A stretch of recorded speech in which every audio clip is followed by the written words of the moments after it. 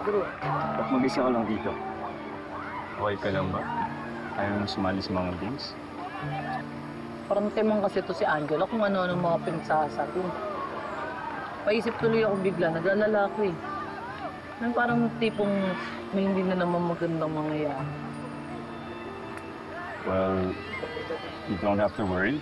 Because ever since you and Mom got back, we made sure that the security here at the resort is tighter. So, you're safe. Ay. At binilin ka din sa akin ni Kuya bago siya umalis with Pia. We go to Cebu para mag-attend ng convention.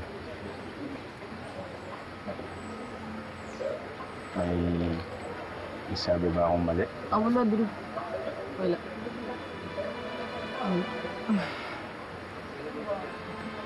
Look, Ikit. I know you're sad kasi nakikita mong bumabalik yung dating closeness ni Kuya at ni Pia.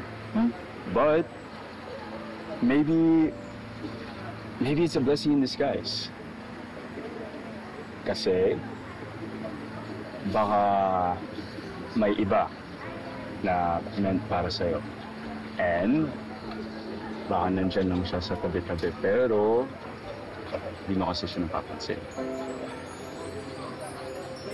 Talaga? Sino? Sino sa mga to?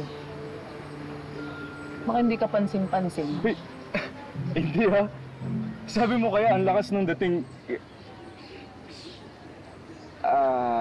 I mean, baka kasi na-intimidate lang siya kasi ang lakas ng dilim. Wow.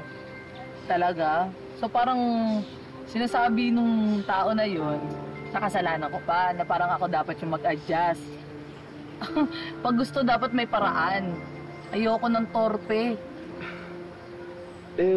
Baka kasi napansin niya na ay gusto ang iba, kaya hindi mga porma.